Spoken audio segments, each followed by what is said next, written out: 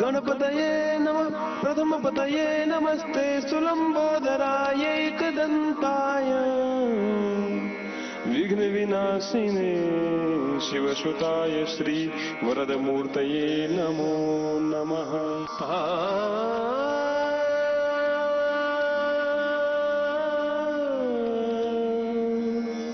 मुदाकरात्तमोदकं सदा विमुक्तिसाधकम् कलाधरावतंसकं विलासिलोकरञ्जकम् अनायकैकनायकं विनाशिते दैत्यकम् नताशुभसुनाशकं नमामि तं विनायकम् नमामि तं विनायकं नमामि तं विनायकम् नमामि तं। नितान्तकान्त दन्तकान्ति मन्तकान्तकात्मजम् अचिन्त्य रूपमन्तहीन मन्तराय कृन्तनम् हृदन्तरे निरन्तरं वसन्तमेव योगिनां तमेकदन्तमेकमेव चिन्तयामि सन्ततम्। गणपतिं नमस्कृत्य प्रत्यक्षतया परोक्षतया च इह सम्पृक्तानां वार्तावली दर्शकानाम् अभिवादन पुरस्सरं स्वागतं करोमि अहम् उपस्थिता इयं सत्यप्रिया।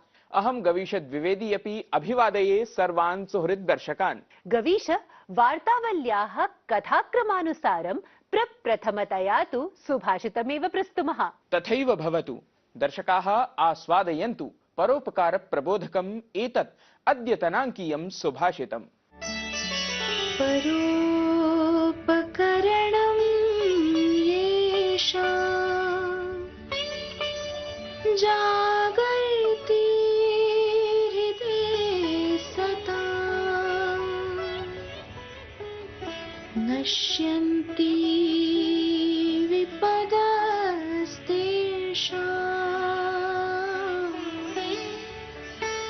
सम्पदः स्युः पदे पदे।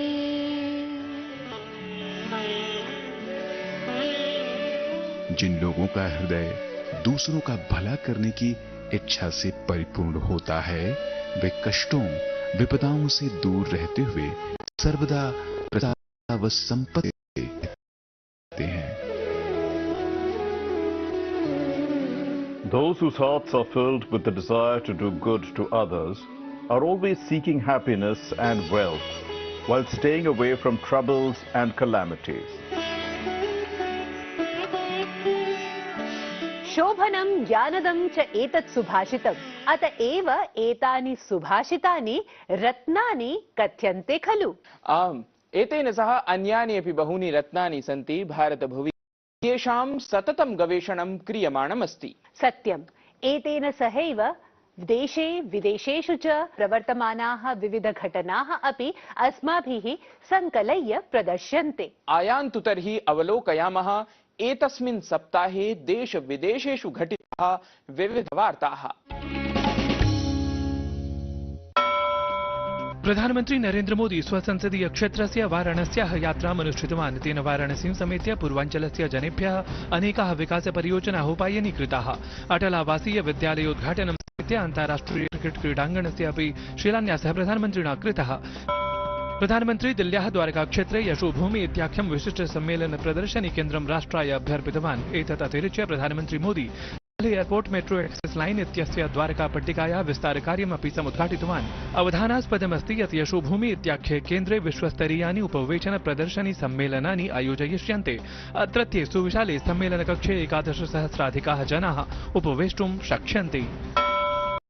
प्रधानमन्त्री देशव्यापिन्याः पीएम विश्वकर्मा योजना इत्येतस्याः शुभारम्भं कृतवान्। देशस्य पारम्परिकेभ्यः शिल्पकारेभ्यः कार्मिकेभ्यः विभिन्नानाम् 18 श्रेणीनाम् आधारेण 3 लक्षरूप्यकात्मकं ऋणसौविध्यमपि प्रदातुम् अत्र प्रकल्पः अस्ति। एतत् योजनान्तर्गतं तेषां कौशलविकासाय प्रशिक्षणव्यवस्था अपि अनुष्ठिता स्यात्। नूतने संसद्भवने लोकसभायां राज्यसभायां च संविधानस्य 82-अधिकैकशततमाय संशोधनविधेयकाय बहुमताधारेण अन्ततः अनुमतिः लब्धा।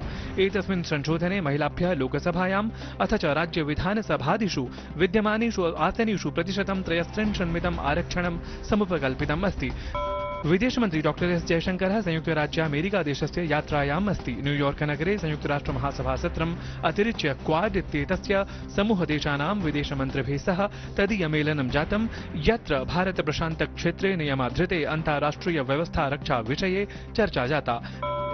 कैनेडा देशपक्षतः हरदीप सिंह निज्जर प्रकरणाधृतान् आरोपान् अदूरदर्शिपरान् इति प्रतिपादयता पेंटागन इत्यस्य पूर्वाधिकारिणा माइकल रूबिन इत्येतेन उक्तं यत् हरदीप सिंह निज्जर इत्यसौ अनेकाक्रमणेषु संलिप्तः आसीत्, अतः प्रधानमन्त्रिणः जस्टिन् ट्रूडो इत्यस्य आरोपाः एतस्मिन् सन्दर्भे नूनम् असम्यक् सन्ति। नोबेल पुरस्कार विजेतुः रवीन्द्रनाथ टैगोर वर्यस्य निवासस्थानं शान्तिनिकेतनं यूनेस्को इति संस्थया विश्वरिक्थसूच्यां सम्मिलितम्। यूनेस्को इत्यस्याः संस्थायाः घोषणायाः अनन्तरं भारतस्य 41तमं विश्वरिक्थं स्थलमेतत् संवृत्तम्। भारतेन कोलंबो इत्यत्र श्रीलंकादलं 10 स्तोभरक्षापुरस्सरं प्राबल्येन पराजित्य एशिया क्रिकेट चषक प्रतियोगिता जिता। मोहम्मद सिराज इत्यस्य तीव्रकन्दुकक्षेपणद्वारा श्रीलंकादलं 50 धावनाङ्कानेव समर्जितुं समर्थम् अभवत् इति विशेषः। तावत् ऑस्ट्रेलियादलविरुद्धायाः एकदिवसीय क्रिकेट शृङ्खलायाः आद्या स्पर्धा अपि भारतेन जिता अस्ति। प्रवाहि वार्ताः अस्माकं ज्ञानवर्धनं कुर्वन्ति, आसप्ताहं घटिताः विशेषघटनाः च स्मारयन्ति। सत्यप्रिये, एतस्मिन् ज्ञानवर्धनक्रमे वृत्तप्रस्तुतीनाम् अपि भवति महती भूमिका। किमर्थं न? संस्कृतभाषया वृत्तप्रस्तुतिः तु संस्कृतेतरदर्शकान् अपि आकृष्टान् करोति। सत्यं, विषयः यदि रुचिकरः भवेत् तर्हि वृत्तमपि रुचिकरं जायते। अत्र पश्यन्तु भवन्तः भारतमण्डपम् अथ यशोभूमिम् आश्रित्य प्रस्तूयमानं विशिष्टं किञ्चन वृत्तम्।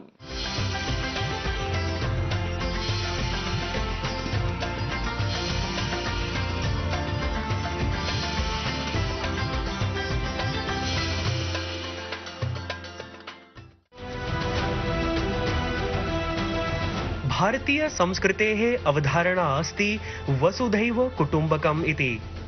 तत्र च नवदिल्लीस्थं भारतमण्डपम् इत्येतद्धि नवनिर्माणं स्वयमेव भारतीय संस्कृतेः परिचायकस्वरूपं भारतमण्डपम्। वस्तुतः वास्तुशिल्पस्य दिव्या भव्या च रचना, यत् अन्ताराष्ट्रिय स्तरे प्रदर्शनी, व्यापार मेलक, सम्मेलन, प्रतिष्ठित कार्यक्रमादीनां समायोजनार्थं निर्मितमस्ति। निर्माणानन्तरमेव एतद् विश्वस्य 10 सर्वाधिक विशाल प्रदर्शनी सम्मेलन केन्द्रेषु सम्मिलितम् अभवत्। शङ्खाकृतौ निर्मिते भारतमण्डपस्य विशाले मुख्य सभागृहे सहैव 7,000 जनाः स्थातुं शक्नुवन्ति। वस्तुतः G20 शिखर सम्मेलनस्य आयोजनम् अस्मिन् सम्मेलन केन्द्रे एव अभवत्। G20 सदस्य देशान् समेत्य अतिथि देशानामपि आहत्य 29 देशानां संस्कृतिः अत्र भारतमण्डपे प्रदर्शिता जाता। अत्र भारत परिचय मात्रम् एव समग्रतः प्रस्तुतम्। एतां समेत्य बहुविध भारतीय रिक्तोपस्थापनम् अत्रत्यं विशेषतः सर्वान् आकर्षति तमाम्। तत्र च महर्षि पाणिनेः अष्टाध्याय्याः मूलपाण्डुलिपयः, योग कुम्भमेलकं, वैदिकमन्त्राः, चोल शासनकालस्य प्रतिमाः, गुजरातस्य पाटनपटोला वस्त्रकलादीनां निदर्शनानि नेत्र निर्वाणस्वरूपाणि एव अनुभूतानि।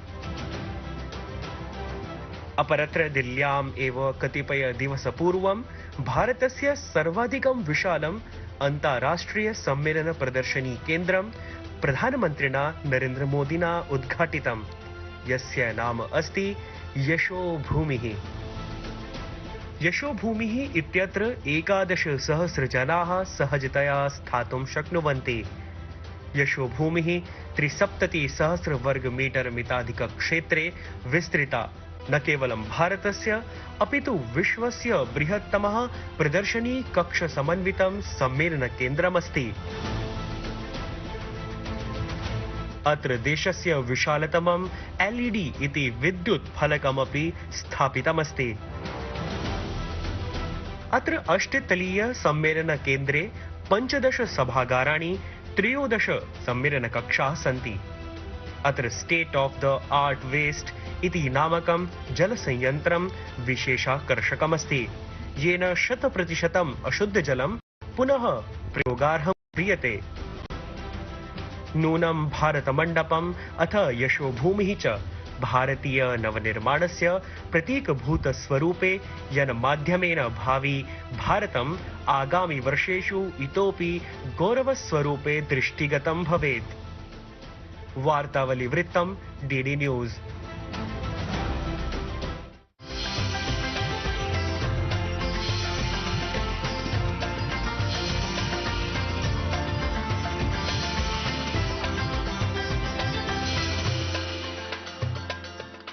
गवीश ज्ञानम् अनन्तं भवति इति कथ्यते।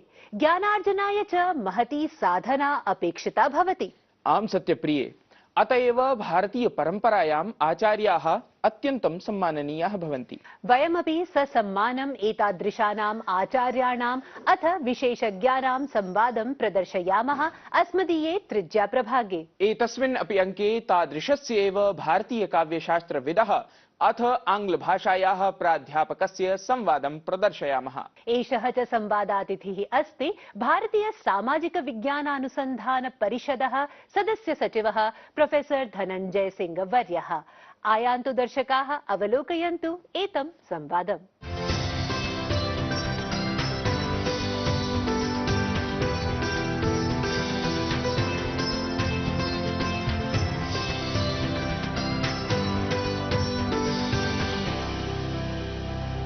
नमः वार्तावली दर्शकेभ्यः। वार्तावल्याः त्रिज्या प्रभागे अद्य अस्माभिः सह संवादाय उपस्थितः अस्ति भारतीय सामाजिक विज्ञानानुसन्धान परिषदः सदस्य सचिवः प्रोफेसर धनञ्जय सिंह वर्यः। महोदय, एतस्मिन् संवादक्रमे सर्वप्रथमं हार्दिकं स्वागतं। नमस्कारः। नमस्कारः। सर्वप्रथमं वयं ज्ञातुमिच्छामः, यथा ज्ञानमस्ति भवान् आङ्ग्लभाषायाः विद्यार्थी आसीत्, अनन्तर च काले भवान् आङ्ग्लभाषाम् एव शिक्षितवान्, पाठितवान्। एतन्मध्ये संस्कृतभाषायां भवदीया रुचिः कथम् उत्पन्ना? जैसा कि हमारी परंपरा में है, तस्मै श्री गुरुवे नमः। मैं जवाहरलाल नेहरू यूनिवर्सिटी 2001 में आया और मेरे गुरु प्रोफेसर कपिल कपूर का बहुत प्रभाव रहा। शुरू से ही मैंने पहली कक्षा अटेंड की रिसर्च मेथोडोलॉजी में, जिसमें उन्होंने नाट्यशास्त्र की बात की। नाट्यशास्त्र का जब उल्लेख आया उस कक्षा में, तो कुछ प्रश्न आए कि अंग्रेजी साहित्य के विद्यार्थी होते हुए भारतीय एट द सेम टाइम भारतीय होते हुए भारतीय परंपरा को बिना समझे हुए, अपनी परंपरा को बिना समझे हुए, क्या हम दूसरी परंपरा को समझ सकते हैं? बाद में भर्तृहरि का वाक्य पद्य जब मैंने पढ़ा, तो भर्तृहरि भी कहते हैं कि क्या हम सिर्फ अपनी परंपरा को समझ सकते हैं। मेरे लिए सवाल ये था कि क्या अपनी परंपरा को बिना समझे हुए दूसरी परंपरा को, जो एक साहित्य, अंग्रेजी भारतीय साहित्य भी है, इंडियन इंग्लिश लिटरेचर भी है, वहाँ से रुचि शुरू हुई। रुचि क्या, वहाँ से कह लीजिए तो एक अलग सोच शुरू हुई गुरु की वजह से, प्रोफेसर कपिल कपूर की वजह से। और ये भी फिर अनुभव किया कि संस्कृत की जो ग्रंथ है उनको मैं हिंदी अनुवाद में पढ़ता हूँ, हिंदी अनुवाद में, अंग्रेजी अनुवाद में, ज़्यादातर हिंदी अनुवाद में। उनको पढ़ने और समझने से हमारी वेस्टर्न जो लिटरेरी कल्चरल ट्रेडिशंस, उनकी समझ और बढ़ती है और उसके साथ साथ एक क्रिटिकल अंडरस्टैंडिंग डेवलप होती है। यथा भवान् उक्तवान्, प्रोफेसर कपिल कपूर महोदयस्य मार्गदर्शनेन भवान् संस्कृतं प्रति आकृष्टः जातः। तस्मिन्नेव क्रमे प्रायः यदा भवान् जवाहरलाल नेहरू विश्वविद्यालये पाठयन् आसीत्, तदा एव वस्तुतः भारतीय काव्यशास्त्रविषये भवता प्रोफेसर कपूर वर्येण सह अपि किमपि कार्यं कृतं, तद्विषये कृपया बोधयतु। जी जी जी जी नहीं, ये साहित्य अकादमी का एक प्रोजेक्ट था, जो है इंडियन पोइटिक्स पे जो है, और जो यूरोपियन यूनियन की अकादमी थी ब्रसेल्स में जो बेस्ड है, उन्होंने भी सपोर्ट किया इसको। काफ़ी लंबा प्रोजेक्ट था। तो इस प्रोजेक्ट में ये भारत की जितनी भाषाएं हैं, भारत की भाषाएं का मतलब ये नहीं कि जो शेड्यूल लैंग्वेजेस हैं, सिर्फ जो शेड्यूल लैंग्वेजेस है, पर वो सारी भाषाएं जो कि ओरल भी हैं, जिसमें कि साहित्य लिखा गया है। लिखा जाने का मतलब ये नहीं कि पेन से लिखा गया है, लिखा जाने का मेरा मतलब ये है जो कि एक स्ट्रक्चर है, जो चाहे ओरल श्रुति परंपरा है या लिखी हुई परंपरा है, उसमें साहित्य है। तो जैसे नॉर्थ ईस्ट की बहुत सारी भाषाएं हैं, उनको लिया गया, पूरे देश की भाषाएं, जैसे मैंने कहा। ये चीज़ जो उस दौरान सीखने को मुझे मिली कि संस्कृत कैसे एक अहम तत्व है लगभग सारी भाषाओं में। और नॉर्थ ईस्ट में, जैसे मैं आपको बताता हूँ, खासी में एक फॉर्म है, का रामायणा का फॉर्म है खासी में। तो उससे ये सीखने को मिला कि जो संस्कृत भाषा और संस्कृत साहित्य और संस्कृत दर्शन के जो तत्व हैं, फॉर्म्स हैं, उनका एक समावेश सारी भाषाओं में उपलब्ध है। नाट्यशास्त्रं भवतु काव्यशास्त्रं वा, प्रायः एते ग्रन्थाः संस्कृतस्य मूलभूतग्रन्थाः सन्ति। अहं प्रष्टुमिच्छामि किमर्थं कश्चनपि भारतीयः एतान् ग्रन्थान् पठेत्, किमर्थं जनाः संस्कृतं पठेयुः? भवान् एतस्मिन् विषये किं चिन्तयति? मैं संस्कृत की बात सिर्फ इसलिए नहीं करता कि संस्कृत एक भारतीय भाषा है, एक प्राचीन भाषा है, हमारी जो संस्कृति की भाषा है, सिविलाइजेशन जो हमारा उसकी भाषा या उसके रूट में है, सिर्फ इसलिए नहीं कहता मैं। इसलिए कहता हूं कि संस्कृत की जो ग्रंथ है, ग्रंथ में जो ज्ञान है, और ज्ञान शक्ति भी है, ज्ञान विवेक भी है, और उस विवेक और उस ज्ञान को जानने से हमारा जो आज का परिवेश है, फिर से मैं दोहरा रहा हूं इस बात को, ये नहीं कि एक हमारी संस्कृति का अहम हिस्सा है सिविलाइजेशन का, लेकिन आज जो हम इस 21वीं सदी में, जब हम G20 के परिवेश में, जब हम एक वर्ल्ड लीडर भर के उभरे हैं, तो संस्कृत को हम अगर साथ लेकर आगे बढ़ें तो और सुदृढ़ होते हैं। मैंने तो कुछ ग्रंथ पढ़ा है, कुल मिला के मैंने 10 ग्रंथ पढ़े होंगे संस्कृत के, मान लीजिए मूल साहित्य में, और कुछ दर्शन के भी ग्रंथ पढ़े हैं। कहने का मतलब ये है कि संस्कृत को पढ़ने से, संस्कृत ग्रंथों को पढ़ने से हम इंटेलेक्चुअली स्ट्रांग होते हैं। हमें ये कहना, सिर्फ ये नहीं कहना चाहिए कि चूंकि हमारी भाषा है, हमारी कल्चरल धरोहर है, इसलिए संस्कृत को पढ़ना चाहिए। हमें ये समझने की आवश्यकता है। और मैंने, जैसा आपने कहा, मैंने तो पूरी मेरी जो विद्यार्थी जीवन में अंग्रेजी पढ़ा मैंने, और अंग्रेजी से बहुत मुझे लगाव है, अच्छी भाषा है, बहुत अच्छा लगता है मुझे। लेकिन संस्कृत के कुछ ग्रंथ पढ़ने की वजह से अंडरस्टैंडिंग तो एक डेवलप हुई। तो उस सेंस में जो है इन ग्रंथों को पढ़ना बहुत आवश्यक है, और हमें ऐसा एक अवेयरनेस जो है लाना चाहिए विद्यार्थियों में संस्कृत के प्रति। भवान् विदेशेषु अपि तत्र पाठितवान्, तो तत्र भारतीय ज्ञानस्य कीदृशं स्वरूपं भवान् दृष्टवान्? विदेश में कुछ जगह पढ़ाने का मौका मिला मुझे। यूनाइटेड स्टेट्स ऑफ अमेरिका में मैंने एक छोटा जो है एक सेमेस्टर पढ़ाया नाट्यशास्त्र पे। तत्रापि संस्कृतं पाठितवान्? नाट्यशास्त्रं पाठितवान्? जी नाट्यशास्त्र पे। और फिर कई जगह जो है गोष्ठियों में, वर्कशॉप्स में जाने का मौका मिला। इटली में ख्याति पे, जो हमारी ख्याति परंपरा है दर्शन में, उसमें बोलने का मौका मिला। तो भारतीय ज्ञान परंपरा को लेकर मैं शुरू में तो काफ़ी ज़्यादा एक कहेंगे कि सरप्राइज रहा। पहला मैं म्यूनिक में 2010 में नाट्यशास्त्र पे एक गोष्ठी में गया, तो वहाँ पे काफ़ी भीड़ आ गई। और मैं तो एक असिस्टेंट प्रोफेसर था JNU में, ऐसा कोई मेरी वजह से तो लोग आए नहीं कि मेरे में ऐसा कुछ ज्ञान है, ऐसा नाट्यशास्त्र के नाम को सुनकर। विषय है तादृश नाट्य से वो पैरेलल सेशन था म्यूनिक में, जो विश्वविद्यालय है वहाँ पे मैक्सिमिलियन यूनिवर्सिटास जो है वहाँ, नाट्यशास्त्र के नाम को। तो मेरा पहला अनुभव था कि संस्कृत को और संस्कृत परंपरा को, भारतीय ज्ञान परंपरा को लेकर कितना रिस्पेक्ट है, कितना लोग चाहते हैं। महोदय, अधुना भवान् अत्र भारतीय सामाजिक विज्ञानानुसंधान परिषदि सदस्य सचिवरूपेण अत्र दायित्ववान् अस्ति। अत्र विशेषरूपेण संस्कृतसम्बद्धम् अथवा संस्कृतिसम्बद्धं कीदृशं कार्यं प्रवर्तते? संस्कृत स्टडीज एक डिसिप्लिन है जिससे में कि हम रिसर्च प्रोजेक्ट्स जो हैं वो प्रोत्साहित करते हैं, सपोर्ट करते हैं। दूसरी चीज़ ये है कि सोशल साइंस रिसर्च में हमें ये सोचने की आवश्यकता है कि जो हमारा जो मेथडोलॉजी है, जो मेथड्स जो है, उसमें भारत की दृष्टि से सोचने की आवश्यकता है।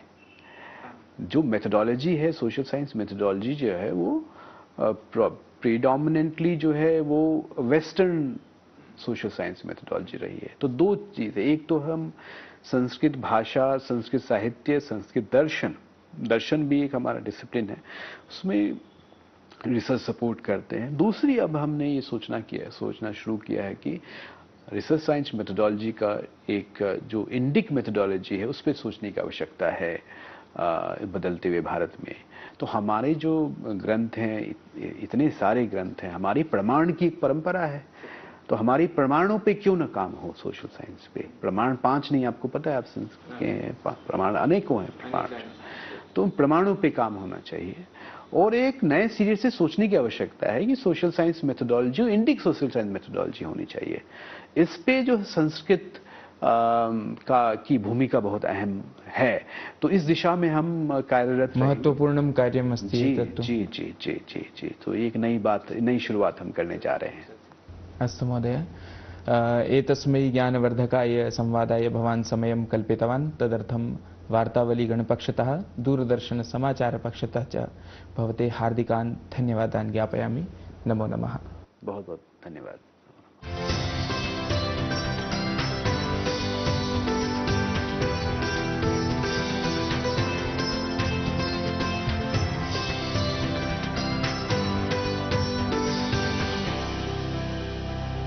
अत्यन्तं ज्ञानप्रदः अस्ति संवादः। एतम् आकर्ण्य ममापि मनः काव्यशास्त्राध्ययनाय प्रवृत्तं जायते। अवश्यमेव सर्वैः अपि भारतीय ज्ञानपरम्परान्विताः एते ग्रन्थाः अवश्यं पठनीयाः। ततः पूर्वं बालेभ्यः संस्कृताध्ययनस्य आरम्भकर्तृभ्यः च प्रस्तुमः अत्र वेदिका समवायेन निर्मितम् अनुप्राणितं चलच्चित्रविशेषम्।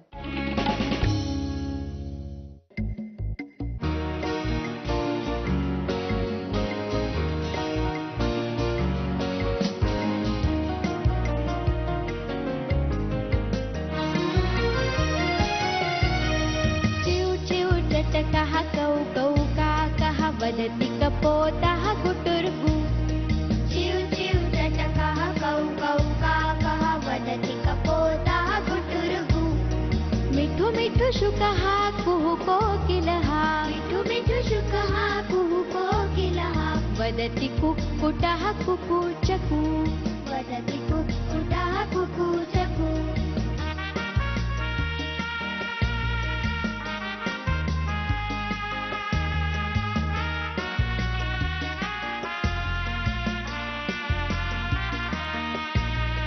विहरति शेनः नीलाकाशे। विहरति शेनः नीलाकाशे। रुद्रः अपि च सञ्चरति। रुद्रः अपि च सञ्चरति।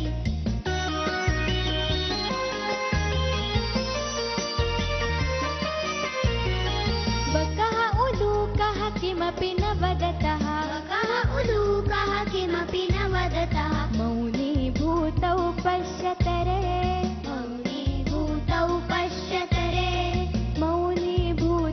पश्यतरे। मौनी भूतौ पश्यतरे।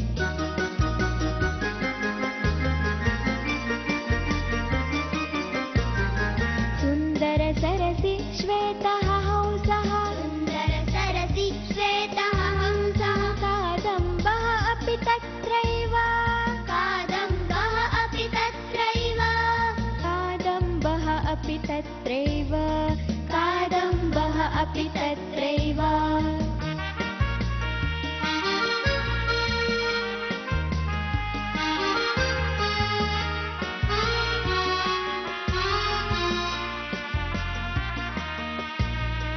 पक्षिगणानां राजा कः खलु पक्षिगणानां राजा कः खलु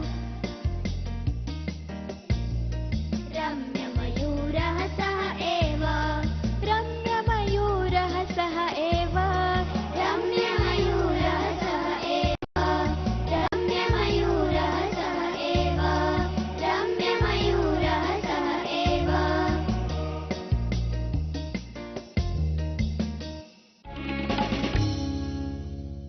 शोभनं सरलं मनोरञ्जनयुतं च भवति एतत् प्रदर्शनम्। दर्शकाः अधुना प्रसारणसमयः समाप्यमानः अस्ति। प्रवर्तमाने गणपत्युत्सवे पुनरेकवारं गणपतिं प्रणम्य अत्र विरमामः।